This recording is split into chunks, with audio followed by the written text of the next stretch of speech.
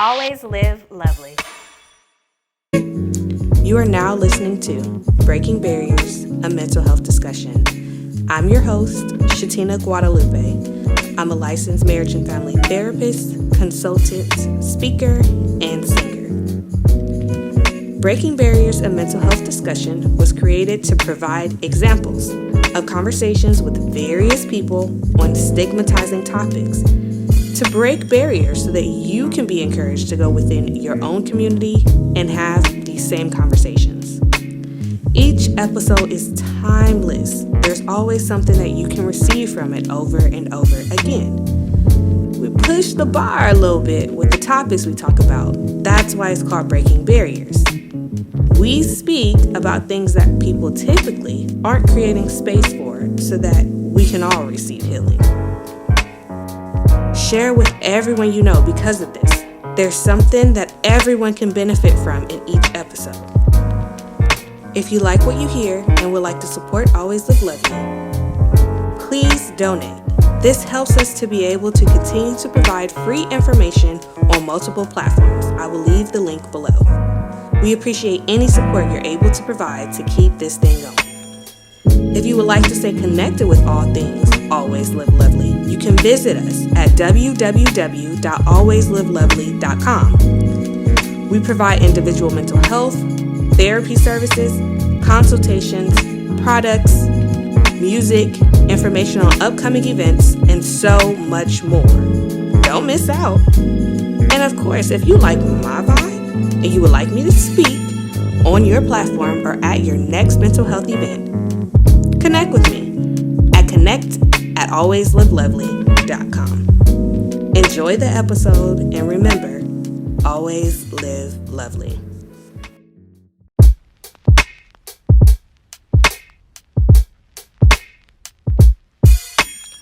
Always living lovely. Just don't let the times go by. Do something. You don't gotta go outside yourself to prove nothing. You can lean on me if you need a hand. You can lean on me if you need a friend. You know that I got you. You know that we got you. Yeah. Hey, lovely people. Welcome back to another episode of Breaking Barriers, a mental health discussion hosted by yours truly, Chetina Guadalupe. And I am uber, super, quadruper. I don't even know if that's a word, but I am over the top excited about the guest that I have for you all today. I'm so excited about the conversation we are going to have. This person is very near and dear to my heart, and you will understand why. They play such a monumental role in some new chapters that you all heard about, because, I was on maternity leave for a little bit. So they played a monumental role in just me becoming different things that I am now in this present day and age. So I have the wonderful Nakia Woods on the episode today, and I am so excited because Nakia was my doula, and she helped bring my wonderful, beautiful son Earthside and helped support my wonderful husband as well through the process of making our way into parenthood and being parents and just making sure that things went smoothly and safely. So today we are going to be talking about her whole process of being a doula, the whole experience of, being in the space. But I want Nakia to introduce herself. Hi, so I'm Nakia, and yes, I am a doula. And I've been doing this business stuff for like maybe 2 years now. But I've been a sex educator for almost a decade. I have a day job. So I do a lot of the things. I'm originally from San Diego, but I have been in the Bay for 11 years now, going on 12. So the Bay feels like home. It's my home away from home, the only other home I've known. Mhm. And I'm just like super, super excited to be here.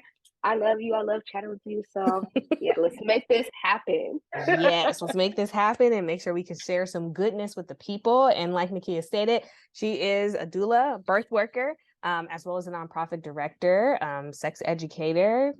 She has a lot to offer, this world and this community. And basically what we're going to be talking about today is healing in the birth space.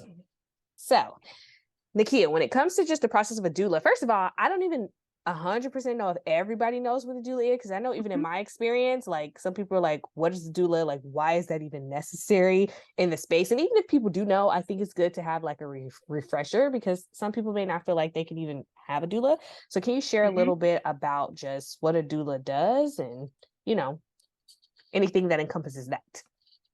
Yeah, so there's a lot of different type of doulas. So I'm a full spectrum doula, so that means I support people really in any of the reproductive processes. So that can look like provide, and it's really providing. I like to provide, and if you're a community birth worker, you probably also feel the same way.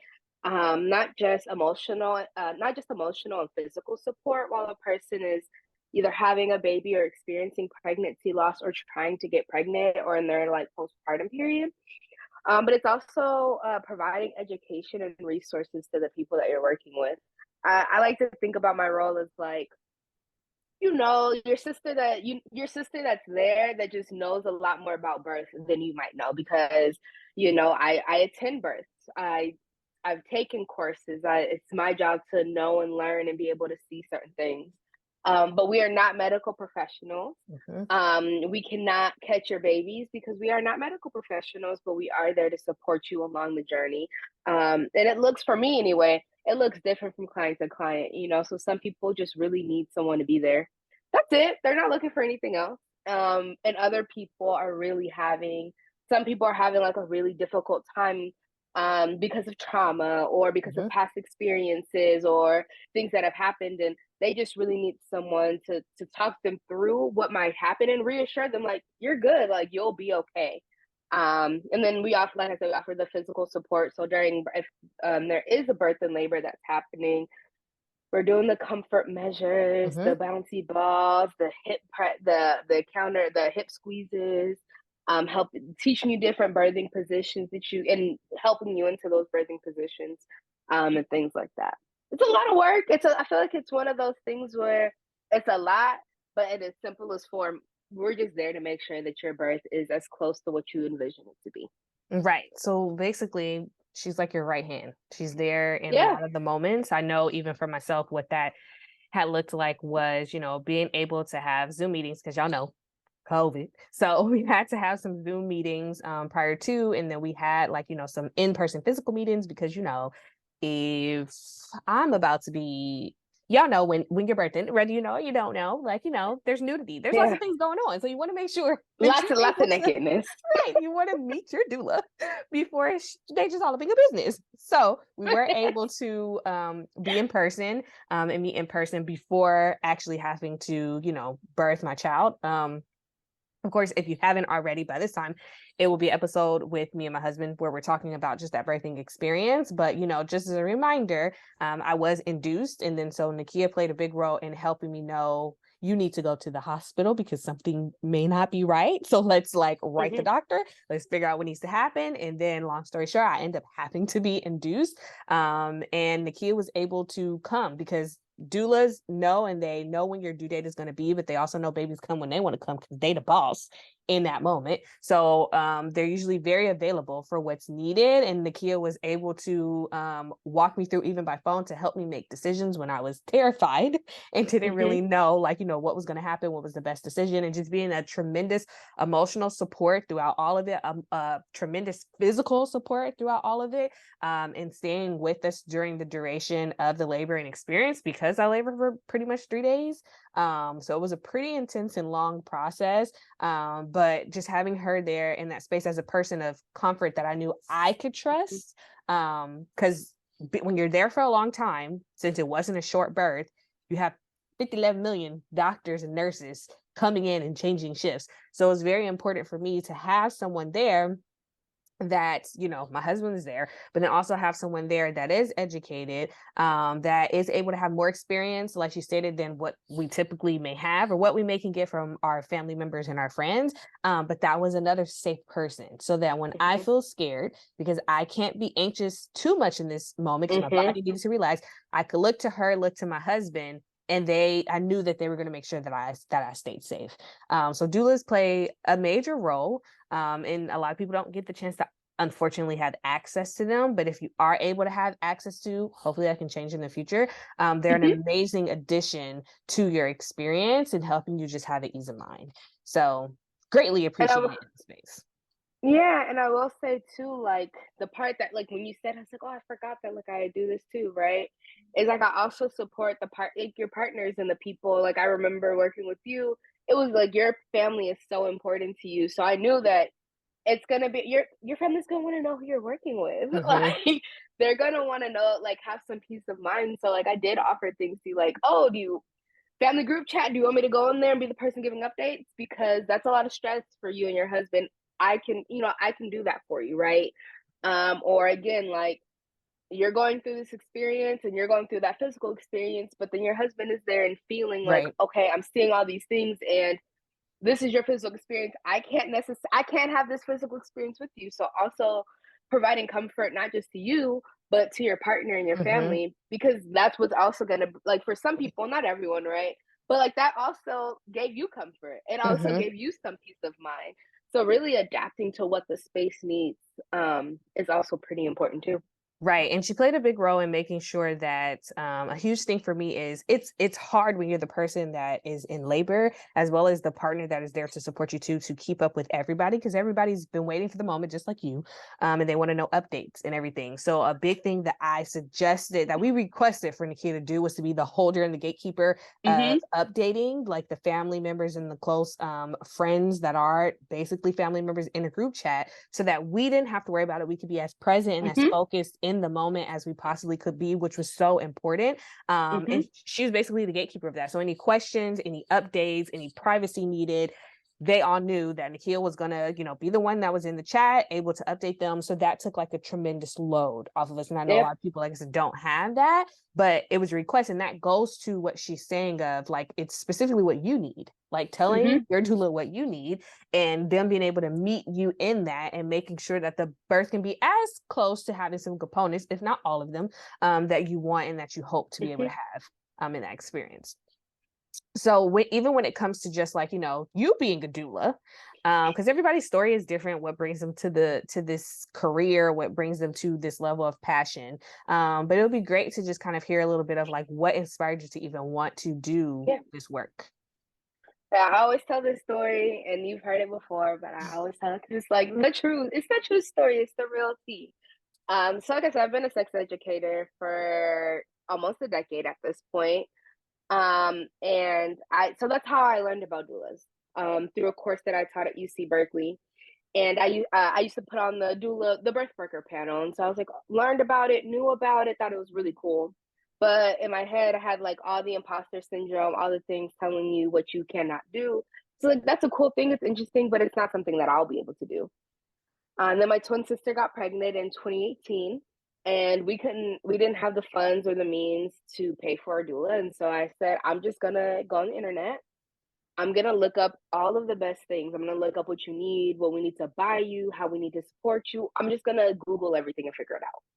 And so I was there for the birth of my nephew. Yeah. And even then, it was so exciting. It was the most amazing thing I've ever been a part of.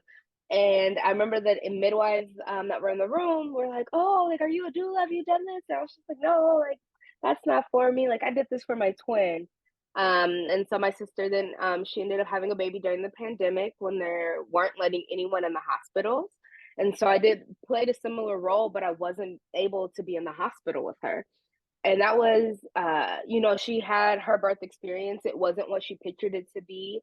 And I always say, like, I wish I was able to be there with you because I feel like things would have looked different, even if it is you feeling different emotionally, because, someone that knows things is there with you. And I said, you know what, I have to do this doula thing. I need to become certified so that I can go inside of a hospital because they really wanted that piece of paper. And that's what really started my journey and doing birth work. And I was like, I did an abortion and loss doula training. And I do provide those services mostly for young people pro bono, because that's easy for me to work with those folks. And I like to offer pro bono services, but when you're working with abortion and loss, it can sometimes it's taxing emotionally in a very different way. Mm-hmm. So I finally made the jump and I said, cool, I think I want to do this. I want to try something. I think COVID gave a lot of people this opportunity, right? I want to try something on. The world might end tomorrow. Let's just see what's going to happen. Right. And so I jumped in and I just did my full spectrum doula training and I like just started accepting clients. My first official paying client was one of my friends who I told her I'll do this for free. I'll do this for free. She was like, no. And I was like, oh well, No. $250, that's like cool. And I remember her telling me, like, no, we'll pay you $1,000. Like, we're not gonna pay you anything less than that. And Mm-hmm. shout out to her because I to this day I would have still did the birth for free, and it made a really big difference in me understanding like, oh, this is valuable to people, Mm-hmm. and Mm-hmm. like my friends seen my value and seen like it's important for me to pay you. Yeah, and I think that's so beautiful, and I'm happy that you're able to share that part of your story because you brought up a lot of great points that I do want to touch on. One of them being Nakia Mm-hmm. is super work wittable. Sometimes probably too work wittable for her own financial good, but she's so work wittable, which is very important, especially during this day and age of COVID. And I know sometimes even a work wittable price, people may still be like, that's too much. Like, why is Yeah. this costing so much? But honestly, what I'm starting to realize, especially with being in private practice, is when you do everything through insurance, and that's kind of like what we're used to doing, we don't see the back end cost of things. Mm-mm. We're just used to a co-payment or no payment. But if you actually looked at your bill and saw how much things cost, when you see something that's lower than that, is actually within reason. So that's something to consider. And when you think of a doula, the doula doesn't know how much time and energy they're going to give their all, regardless, whether it's a 2-second birth or a 2-day birth, or they need to be consistently with you for 2 weeks, whatever the case may be. Yeah. They're going to give their all, but they don't really know the time span of how Mm-mm. long they're going to have to do the work. So for example, my son got induced as I had to get induced to birth my son. So he came basically a month early. So we had planned for more sessions. We planned to learn more things. We planned to do more things. But he said, nah, my body said, Nope. nah, like everything was like, nah, he needs to come Nope. out now for the safety of him. And then so that kind of kicks thing into high gear, but it made Mm-hmm. Nakia have to kind of drop what she's doing, even though she's prepared for it, to be able to be there by my side for however many days I needed to. Now, yes, she came and went when the going was safe and she knew, okay, baby boy, not about to come right now. She needs to take care of herself. She's human, just like the rest of us in this situation. But the money that you are putting into it is to literally have somebody there as much as you need them to be there, and a little bit afterwards too, because she offers other services that you are able to have afterwards. So it's really important when people are looking at it and they're like, oh, this is so expensive, but think about what it is that you need, and can you get that anywhere else if you weren't able Yeah. to pay for it. And like I said, she's work wittable. Everybody may not be that way, but she was. So that was something that was very great for us. And another great thing is just the fact that, like you said, you realized there was a gap in what your sister was able to Yeah. have in her pregnancy and in her birthing experience, and you wanted to provide that. Mm-hmm. And that's a gap that everyone has. Like, I feel like having a doula was new. I probably had one family member that had one, but nobody else in my family really had one. Maybe back in the day they had like some assistance of some sort, but my family was like, what do you need a doula for?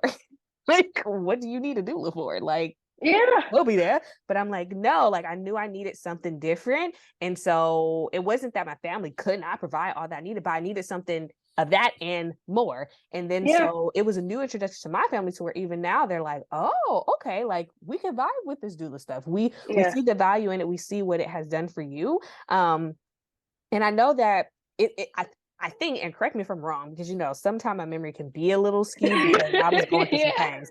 But I A feel lot. You're like, doing a lot. right, I feel like for the most part, the doctors and the nurses, for the most part, because there were so many of them, were respectful or accepting of her being in the space. It doesn't Yes. really seem like anybody, which I know some experiences can lead to Mm-hmm. not feeling welcome. But it doesn't really feel like anybody didn't 100% make her feel welcome. But I know that sometimes doulas can be looked down upon, because that's not your typical person that's always just going to be in the room, unless you're at just like an innovative hospital or something to give it to you. So what difficulties do you feel like you have faced, or what has made it hard for you to be able to even be in the space thus far and provide the support? Yeah, really quick, I did want to say something. Like, I Mm-hmm. want to give a shout out to your mom. Um, Hi, because mom. I remember she was like nervous. Mm-hmm. And then I told her, like, look, dude, we can all meet together. Like, we can. This is your meeting. This is your time. We can set up whatever else you need to do.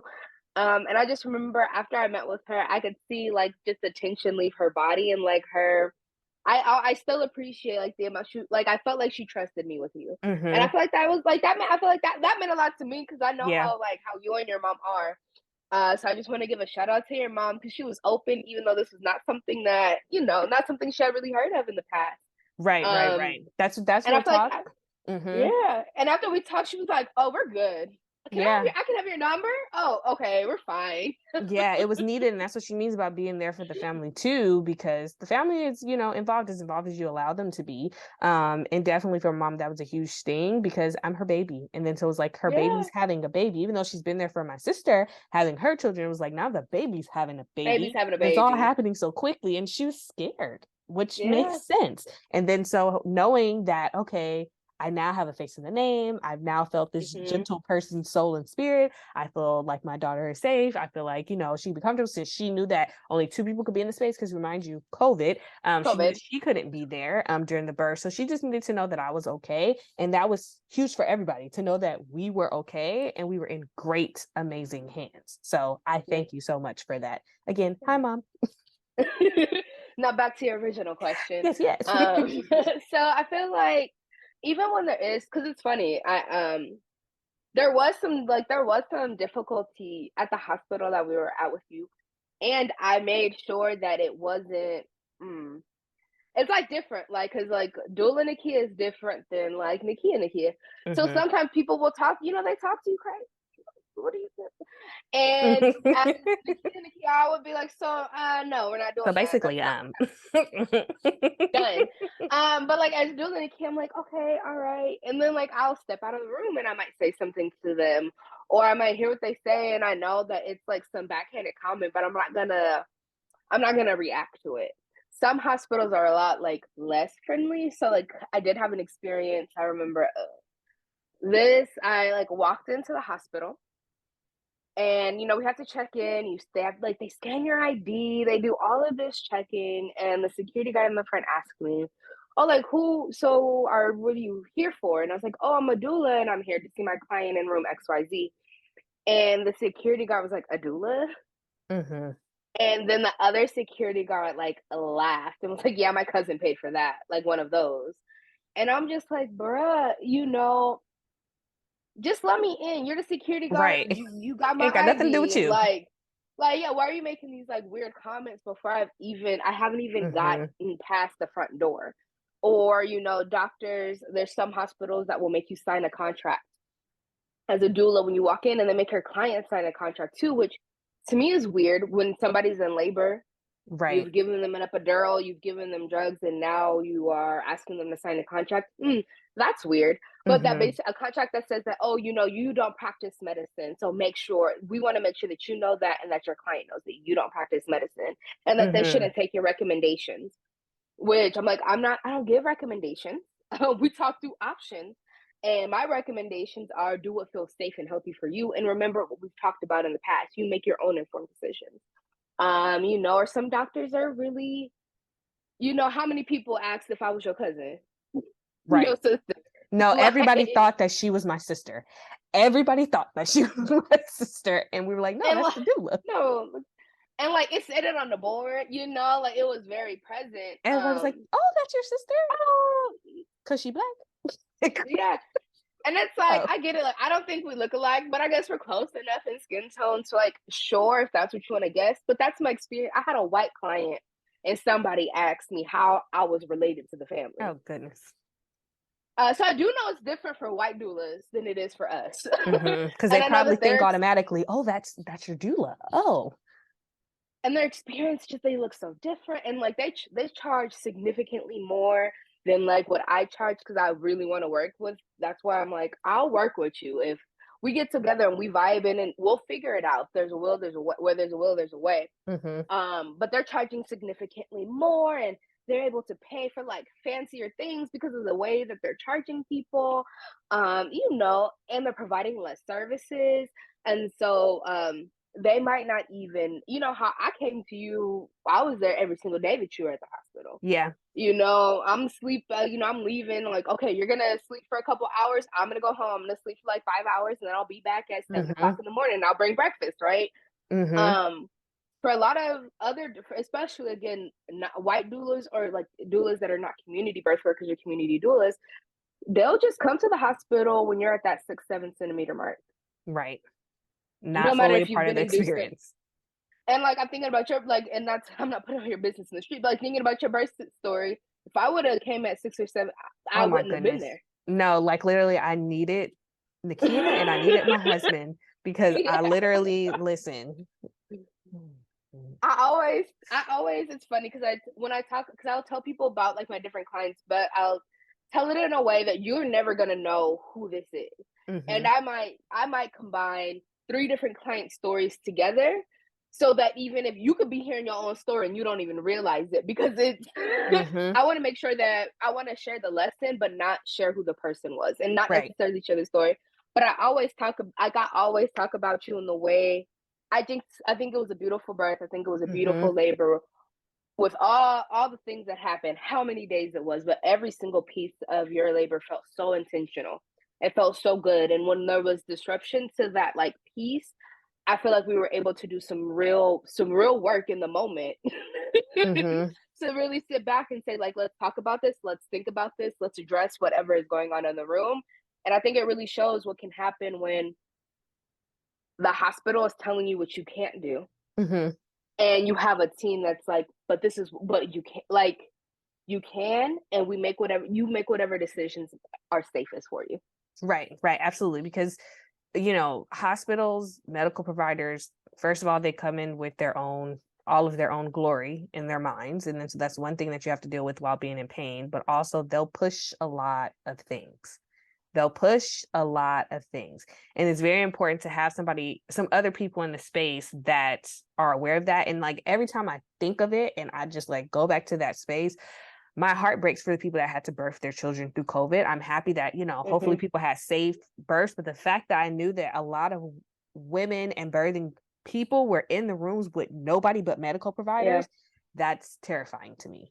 Because if you are so loopy and you're so much in pain and you're so much like, you know, people, I think sometimes medical providers forget that because they're going room to room. Like my hospital is full, so they're going room to room to room to room. So I think at a certain point they get desensitized. So it's just kind of like you don't really know fully 100% what's going on, and if you don't got nobody there to like have your back and kind of be like, huh, like wait a minute, what? Like there's no telling what's really going on, you know, because you're only going to remember what you're going to remember. And there is, you know, there's a time like, you know, the hospital's important.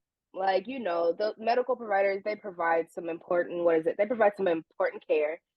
And there needs to be just some better bedside manner. There needs to be, I feel like sometimes there's not an understanding that for you, this is your first baby, your second, even if it's your 10th baby, right? Like, you know, for them, might be their 150th baby in the last 6 months.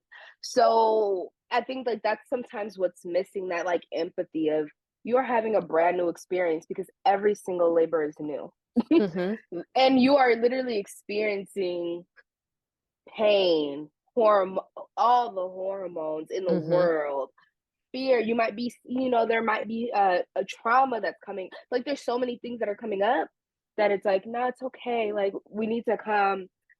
I sometimes do like talks with doctors, and I'm like, y'all need to get out of that doctor space and get down to the people space. Right, the human space. Like like we're humans and people. You don't have to use every single big word. You can talk about these medications and be very upfront and say, oh, this is misoprostol, and this is what misoprostol does, without saying, oh, this is misoprostol, and I'm going to use the words from my doctor dictionary to explain it to you, and you're going to take it because you don't understand what I'm actually talking about.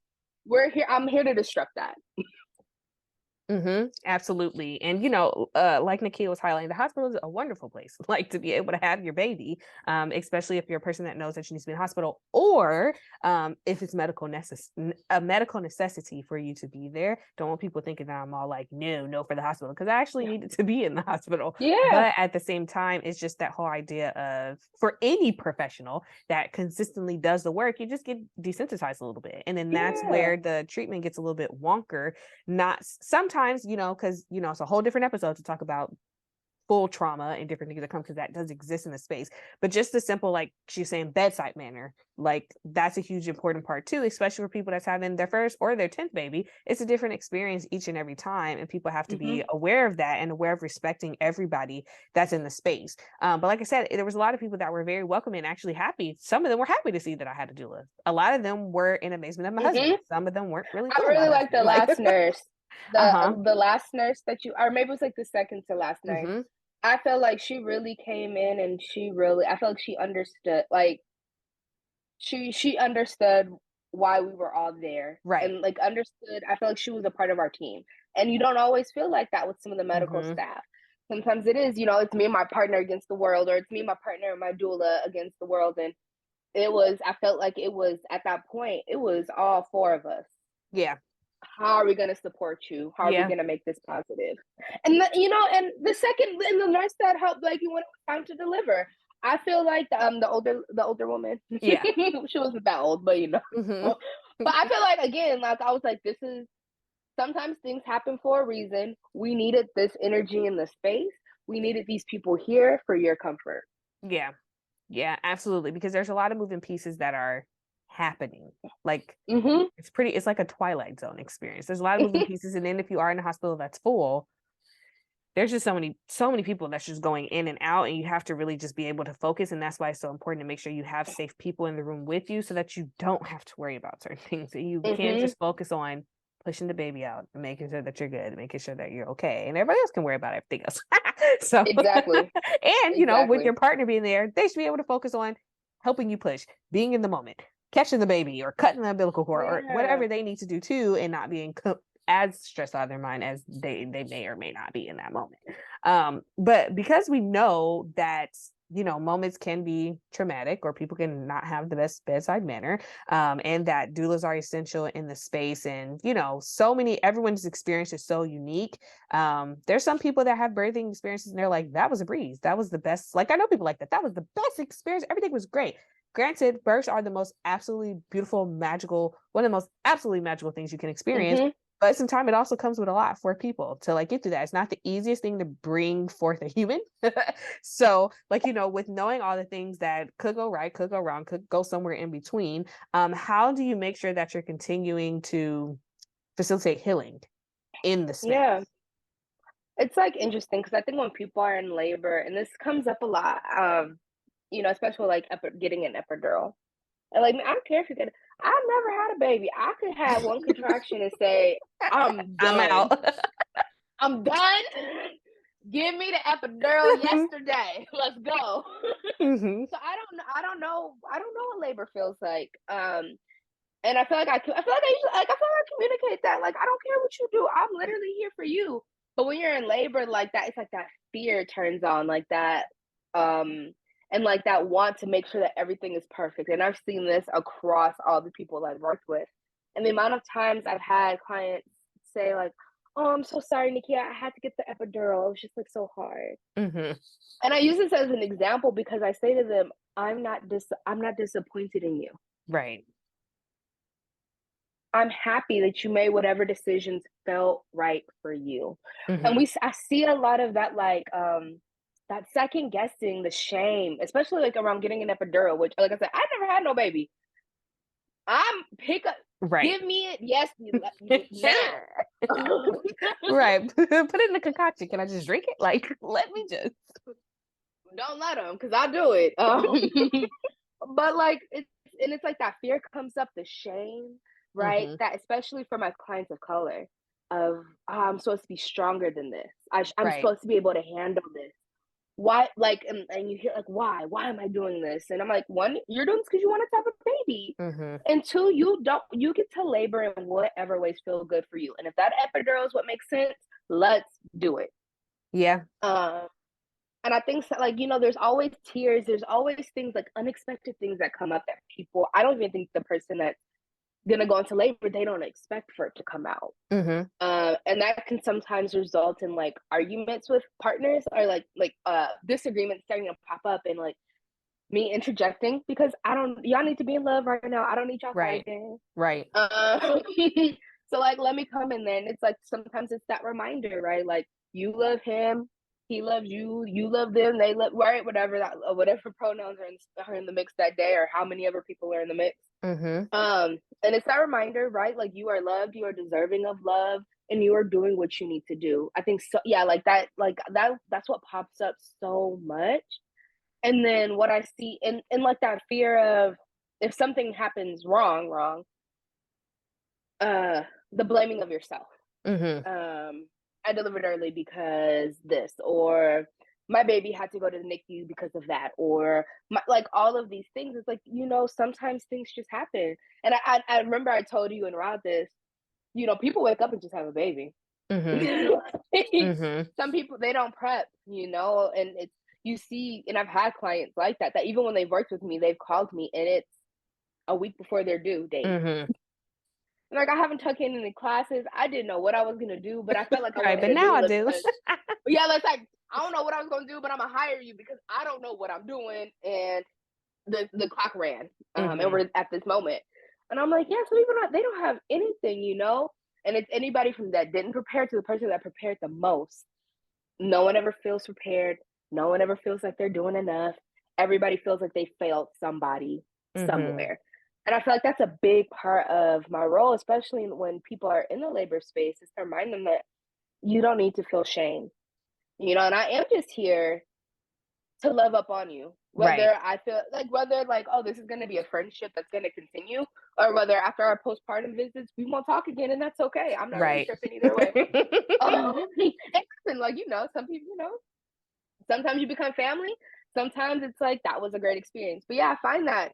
And I think the other way that like trauma and those things really pop up that was surprising to me was the amount of people that when they're getting in labor, they just they shut down, and like they Yeah. will do things like, I'm gonna experience a contraction by myself, even though it's really, really painful. And even though I Right. paid somebody, to be here to support me through this, I'm Mm-hmm. not even gonna ask for their support. I'm gonna tell them I'm okay and I'm to take a nap. Right. Like, that happens, especially with my Black clients. Like, that happens so much that I'm like, no. And that's, I have to be like, I'm like, let me be hyper alert, because I want to make sure I'm providing you with what you need and not what you think you deserve.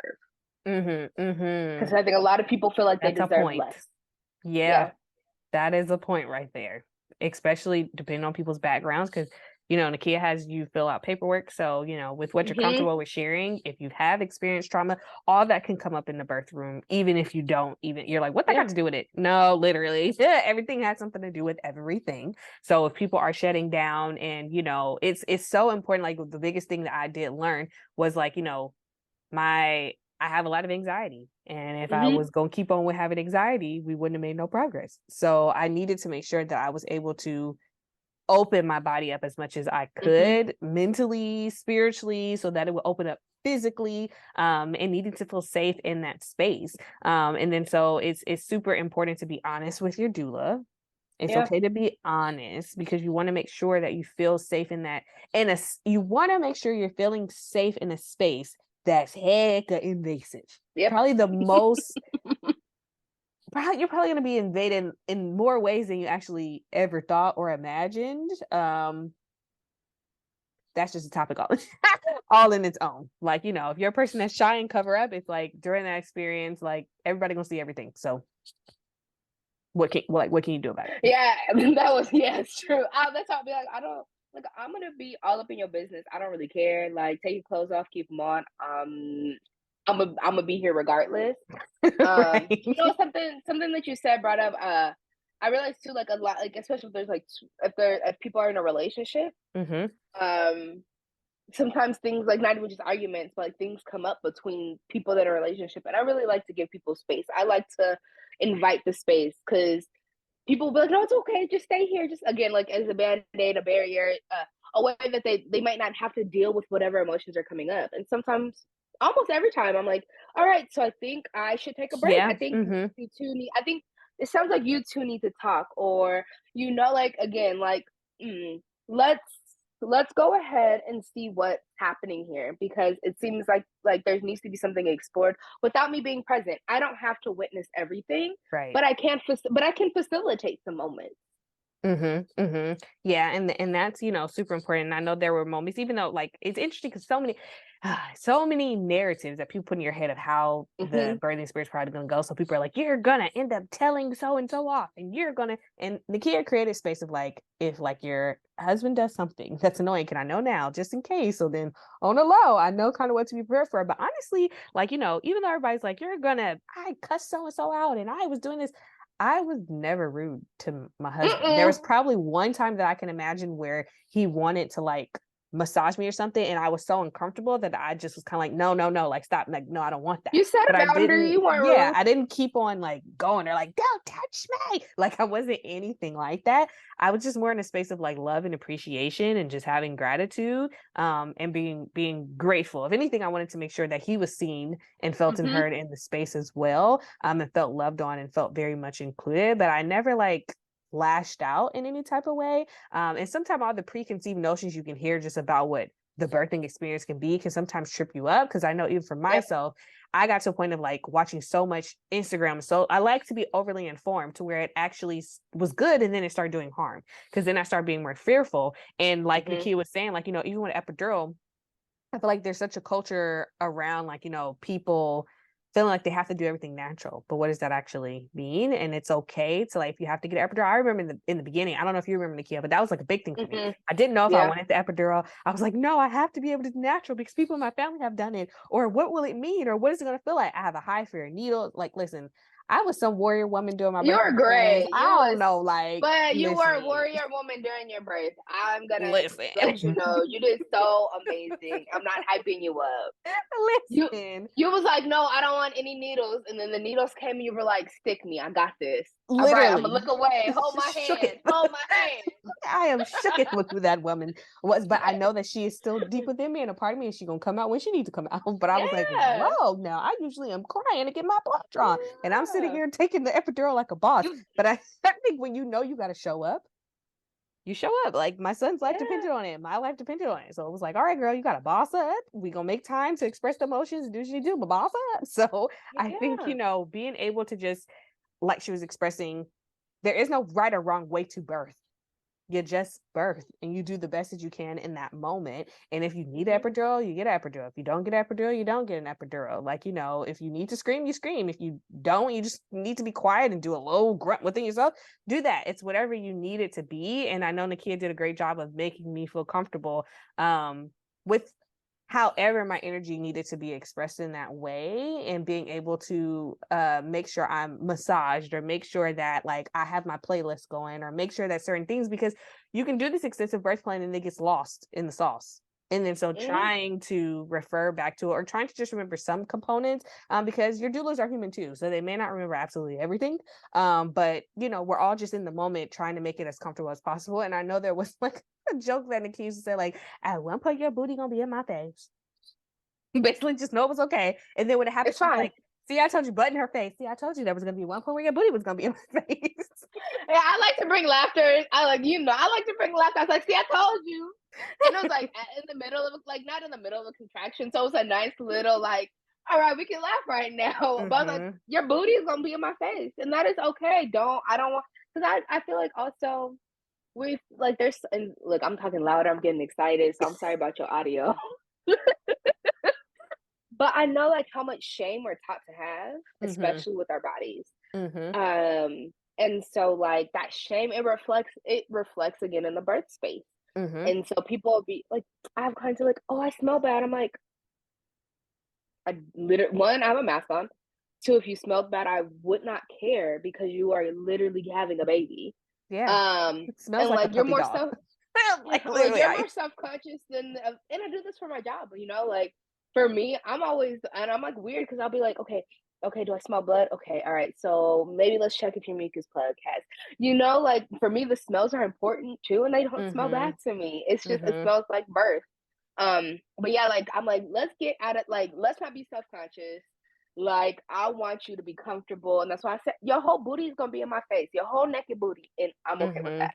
Yeah, and it's like honestly in the moment, there's no time to think about, oh my gosh, I'm shy, or oh my gosh, I don't want somebody to see that. Like, there's just no time. Like, so you just got to be okay with, well, this is what it is. You're trying to make sure that you bring your child earthside safely, and that's all that actually matters. And just making sure that the medical providers are being caring and tender to your parts, and making Yeah. sure that things are even as they go. Because I know even for myself, I remember like one thing that like is coming back to me even now in this moment is just remembering like, oh, like there was so much more education that I wanted. And when babies come when they need to come, whether it's through medical necessity or just the timing or whatever the case, like sometimes you don't really have the chance to be able to get all the knowledge that you need to get. So like I know there were certain parts where I was like, okay, maybe I saw somebody do a breathing technique online, or maybe I did this, and there just wasn't time to do all the things. And then so while they're telling you breathe, and you're holding your breath and you're not doing this, and I'm like, I got asthma, like I'm breathing the best way I can. One thing I listen, a sis knew she was not trying to tear. So a sis said, what did you just squirt on me? Oh, we squirted. Okay, keep squirting it. Like, lather me up, lather me up, lather me up, lather me up. And I definitely knew that that was something, because for me, a tear would have been traumatic. So I did not want to experience that. So I was able to be conscious enough to ask for certain things. And then other Mm-hmm. things that I may not remember, Nakia was there to remind. My husband was there to be able to remind me, because sometimes what could be traumatic, and there could be other components that would have been traumatic for me too that I won't share in this episode, but it looks different for everybody. And then so even just the idea and thought of birthing out a child, because like it's like putting your life on the line to bring your Yeah. baby here, so you don't really 100% know what's going to happen. We all just hope for the best thing to happen. And Yeah. then so trying to just be mindful of it, it could always come with some level of some type of trauma. So whatever way a doula or a support person could be able to offer some space of healing, even if it's just you emotionally feeling heard, emotionally feeling seen, even if it's just you just want somebody there to rub your back, like that Mm-hmm. goes such a long way, because you don't want to remember all the pain, or you don't want to remember all the negatives, or you want to remember the beauty of it, because this is your birth story and your birth experience. And doulas just help to facilitate that. And the more that I'm Mm-hmm. sitting in the space and I'm like going back into it, I'm just like, wow, Nakia did such a great and amazing job of that. Listen, she had like this little ice cold roller shigamabobby to where Yeah. even the nurses was like, where did you get that? Like, what is she? And I'm just like, Target. ah. Well, that's what I mean. I think that's one of the things I do like, especially because I work 9.9% of my clients are Black, or other people of color, and we're not used to being treated with like such luxury or like such like niceness. I make massage oils, and like I bring them, and I Mm-hmm. know I give you massage oils, and Mm-hmm. I'm gonna rub you down, and I'm gonna bring a fan, and I'm gonna fan you, like. Listen, sis was like this. And then another nurse was like, oh wow. And I'm like, uh, I need it Especially, all. well, so like sometimes when people have epidurals, like there's not as much, like, I might not be doing the same exact things, but there's other ways that I can provide comfort for you. So that is fanning. That is, if you're getting itchiness from the epidural, I'm going to be switching out your towels. I'm going to switch out cold towels to put on you. I'm going to run and I'm going to get the nurse, because pushing on that call button can take a long time. Mm-hmm. I'm going to make sure that you have food. I'm going to make sure that your partner is taking breaks, and I'm going to chill with you while your partner's outside of the room. We're going to watch TV. We're going to talk, right? And it's like, yeah, I want to give I just want to give folks a positive experience and provide comfort, because we're not, like I said earlier, like especially if, as people of color, we're not always provided that comfort. We're not Mm-hmm. always provided that the grace of, like, you're going through such a transformative, intimate experience. Like, where's your grace with this person that's giving birth? Where's your kindness? Where's your love and your softness? And so I want to bring that. And like, I'm really different here than I am in the birth space. Like, in the birth space, I'm like, there's a time for the joy and the giggles, and then there's like, all right, we're bringing it down, we're slowing it down. I'm gonna be gentle and soft and kind with you, so that you know that you're deserving of that gentleness and that kindness. Yes, very gentle, very kind. Even I'm waking up and she just over there smiling. I'm like, did you sleep? I don't be sleep. I mean, one eye open. Right. But So I want you to know that somebody's there. I want you to know that somebody's there, you know? Yeah. Like, that you don't need to be afraid that you're not alone. And you don't have to do this alone. Even when you, like, because your husband's amazing. Like, he's so Thank kind you. and, like, gentle with you. And even still, like, I'm like, I still want you to know there's someone else here for you. Right. No matter how amazing your partner is, I'm like, now you know somebody's there for them and for you. Right, right. And I mean, a huge part of, so one thing that I do want to highlight is we interviewed a variety of doulas because, you know, sometimes you have like a budget for the doula. Maybe there's certain things you need. I'm sure, like, you know, being a doula looks a little bit different during COVID than it did when we didn't have all the restrictions. Because there's a lot of doulas that can only be there virtually. There's some doulas that offer like a hybrid option. You know, maybe there's some that are like, okay, I'll be there in person the whole time, depending on. One of the things also is everything depended upon what the restrictions were going to be due to the CDC. So we could have one plan, then it needed to change. Like, we really just didn't know. It could have even been to where they had to lock all the way down and Nakia couldn't be there. So I'm happy that it happened to where she still could be there. But, you know, in interviewing doulas, because I do suggest you interview doulas so that it's a relationship that you're building. Just like building with a therapist, you want to feel comfortable. You want to make sure that it's a good fit because you're bringing somebody into a very intimate experience and part of your life. And you're going to remember their presence was there until the end of time. So in interviewing Nakia, I remember with me and my husband, the one of the main things that like made us be like, yeah, was the vibe.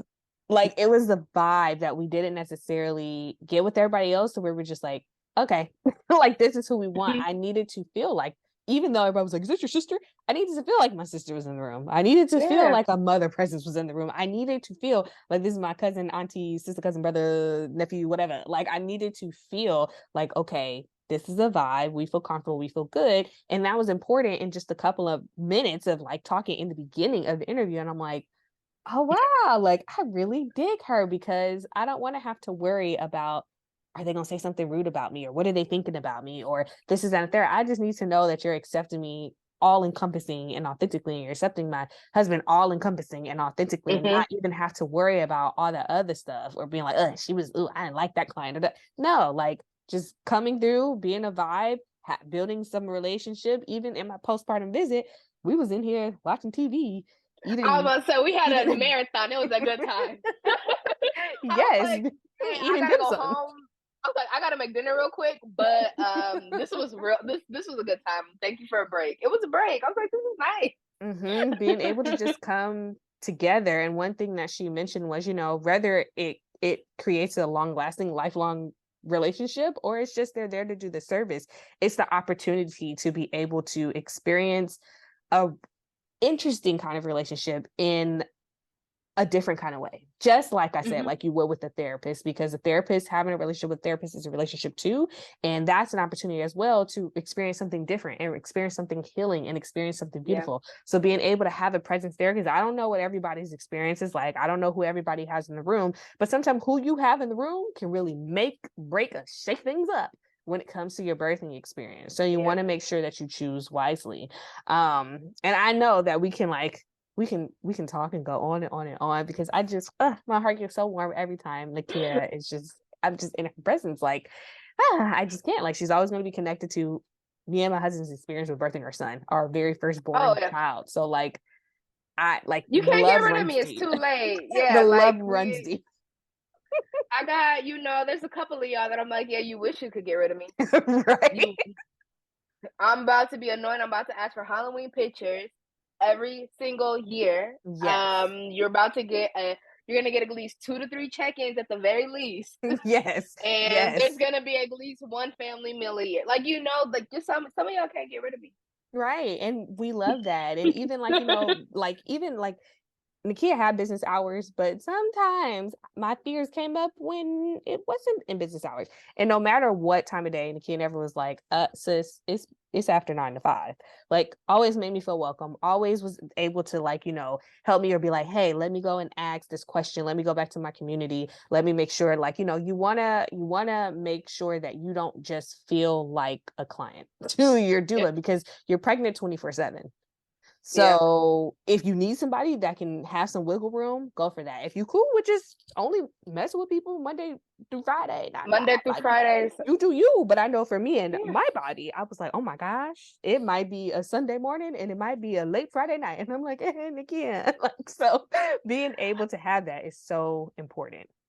Yeah, and I feel like, like it's like one of those things like that's interesting around like setting boundaries, because like that wasn't something that's important for me is for people to know, like, hit me up, yo, like if you have questions, like especially if it's a text message, whatever, like this is not for me. This is not 9 to 5 work. This is life work. And so obviously if I'm sleeping, I'm not gonna keep on my phone on hella loud so that I could be up at 2 a.m. when you have a random question. But when I wake up at 6, if I see your question, I'm gonna answer it, right? I don't want I don't want people to feel like they're not being heard, they're not being listened to. And I have to make sure that I gotta make sure I set boundaries in like some type of way. So I let y'all know, I was like, yeah, if you text me at 10 p.m., I'm not gonna yell at you. I'm not gonna say anything. I just might not answer right away, or I might answer right away because I'm up and I'm on my phone, right? Just being realistic with people and letting people know what your boundaries are, right? When I was at your house and I was at your house all day, right? I was like, oh, I asked you if it was okay because I was like, oh, this doesn't feel uncomfortable to me. This doesn't feel, the first like 2 hours, yeah, we were working, we had conversation, and then we were eating, and then we were watching TV, and then we were taking a walk, right? Yeah. And so for me, I'm like, oh, this doesn't feel like it's crossing a boundary for me. This feels real and authentic. For someone else, they might have been like, our visits from 9 to 11 and I have other things to do. I gotta go. Or if my mom had called me, or if I had it, but again, that's why communication is so important and just being very clear with people. And again, you're not gonna I've had clients that like we had one postpartum visit and then like they're like, I'm good. Never hit me up again. And I reached out to them and I said, it's cool. You set your boundary, right? Like it doesn't say anything to me. You might have all the support that you might need. Right. Whereas in my case, Nakia's going to be doing postpartum text messages, calls, whatever, until my son is 25. 93. 93. By the time I have my baby and I'm going to be texting you and I'm going to be like, okay, so remember when I was your dude? I just have a quick question. What the hell? How do you tell them to leave you alone?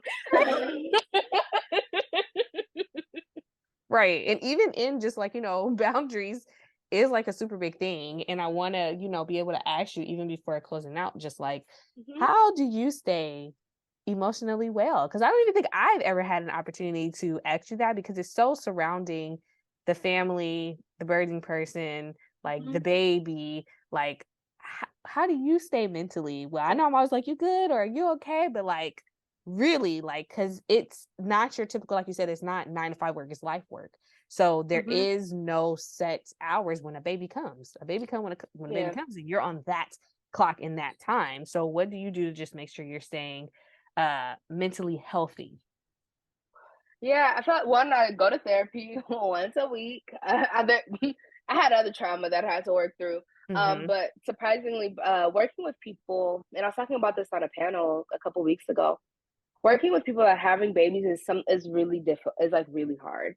Like I'll find myself like I remember, and I'm not gonna get all emotional because I'm a boss. I'm here for you. But no, but I remember there was a moment because I had 2 births back to back, and I think I've shared contact with the person, and they're like similar, very similar but very different, very similar but very different. But 2 couples with partners that were very like love, like the relationship was a lot of love there. And I remember sitting there and be like, damn, like why couldn't my birth story be this? Like, right, not me having a baby, but like literally me being birthed, right? Like why, like why wasn't I allowed to see, that jealousy comes up of like, damn, what about me?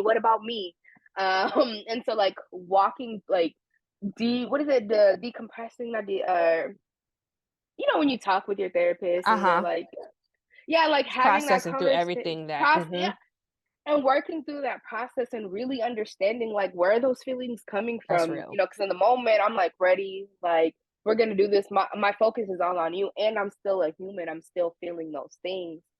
And then like I have a routine for after every birth. And that's a part, how like I bought y'all food and like that's also part of the good routine for me. One, because it gives me a chance to like walk away and just like breathe for a second. And I get myself food. So I'm getting you a special treat, but I'm going to get myself a special treat too, because I wouldn't get myself something if I wasn't getting something for you, right? Like, then that's a part of my own trauma I got to work through. Like, be But you, I need like, this. but it like forces me to be able to take care of myself because I'm taking care of you. And then I come home and I make sure that I have something on the TV that I want to watch. My partner makes sure that the bed is made and that I can just sleep. And I'm not worried about nobody. I text my family, and I'm about to just sleep for like the next how many ever hours. I let my clients know, I'm not going to check in on you. You text me. I'm not going to text you right now because you just had a baby and everybody's texting you. But if you text me, I will respond. But again, like allowing myself to be off in those like 1 to 2 days after birth has happened. And then having a birth worker community, like people that I can just, especially when like hard things happen or like trauma happens or just things that don't feel good, I can talk with other people that might have had that experience. And then having a supportive partner. I think like my partner, he's I don't tell him these things because you can't blow men's head up too much. But sometimes they need it. So Sometimes I tell him, other times I'm like, let me not. But like he very much is integrated into this work, and he understands what I do. So when I'm waking up when I'm like, oh, I ain't went into labor, so I'm probably gonna get a call at 1 a.m. to go to the hospital. Or the last birth I was at, I didn't go. I was just gone for 22 hours. And like he'll send me text messages reminding me like things are good, like you're like everything's ready. Like, do you need to talk about anything in between births? He'll send me like information, and he'll like hype me up on his Instagram. So like he lets me know like this is important. Like he doesn't just tell me that like the work I do is important. Like he's hyping me up along the way and like supporting me along the way. So it's like I have like my partner as my cheerleader, my clients that are my cheerleaders. And then like even my family, when I tell them I'm like, oh, I'm going to support. I think I told you like, yep, I told my family I'm not gonna be in contact, and they are sending prayers to you. They're letting you know the birth is gonna be good, right? Like, and then I have them that are hyping me up and hyping my client, whoever I'm working. It's a nice community to have. Yeah. Especially like when again we're not always hyped up. We're not always told how great we're doing, how impactful the work we are is. And when you have it on all those fronts, it makes it a little bit easier to say, I got this. Yes. I think that is so beautiful. And I always like to create space for people to say how they're taking care of their mental health, because that's what this is all about. It's about being able to have conversations to show people it's okay to talk about these topics. It's okay to ask questions. And these are different ways that people are taking care of themselves, even through great experiences, difficult experiences, whatever it may be. So I know we can talk for hours. We can talk for 8 hours of the people. I really hope that you all were able to get something from this episode, that you were able to learn, be inspired, be interested in what a doula is, having a doula. Maybe it inspires you to do the work. Maybe it inspires you to have one in your space. Maybe you're just interested in what it is. Maybe you want to share the information to somebody else. Whatever it may be, I'm just encouraging conversation, as I've stated. And I greatly just want to thank you, Nakia, for being on the space and being in the platform. And please hype yourself up right now, like so that people can know, like, even though I'm a little selfish, this is my doula, but I guess I can share her with you. Gotta make sure I stay in business. You feel me? Yes. So hype yourself up so that people know that if they would love to work with you, learn more about you, the work that you do, whether it's this or maybe it's your nonprofit work or maybe it's your sex educator work, just let people know where they can find you, and anything else that you feel like is important for the community. Yeah, so you can find me at NakiaTheBirthWorker.com. I have all my social media on there. I also have an Instagram that I'm trying to make active, but I'm not like social media. Hyping yourself up is a completely different ball game. A different beast. Different beast. And you can also like just hit me up on email at info@NakiaTheBirthWorker.com. Yeah, that's what it is. I'm like, Yeah, that's right. That's right. I tried to make everything pretty the same. And so those are my social medias. And like, really, you reach out, you DM, we set up a time in the interview and chat, and then we decide if we want to work together. I'm not for everybody. And look, you not for everybody, not you, but like the people. Because I'm just Um, kidding. and then I will give a shout out to my job that pays most of my bills. So I am the director of an organization called the California Coalition for Reproductive Freedom. Look us up. Donate to us. You can request. You can request to join the coalition. And just look up the California Coalition for Reproductive Freedom, and that's who we are. This birth work, this like reproductive justice thing is my life. This is what is very important for me. So yeah, and thank you. I just want to say thank you for giving me this opportunity. When you emailed me, I was like, me? Okay. Yes. Like, I'll do it. Yeah. Always. We have to support each other. And like I said, look her up. Add her on the social media websites, look at her website, look up her job, her 9 to 5 job as well. Support in whatever way you can, spread the word in whatever way you can. Any events, any workshops, anything that she does, amazing work. So I thank you so very much for being on this platform and sharing your experiences and being willing to be open and vulnerable with just what this journey has been like as a doula. And y'all just stay tuned for more episodes because we coming with the real. We always got the real topics, you know what I'm saying? Yep. And being able to provide this free information and these free conversations for you all. So always look lovely. Thank you so much.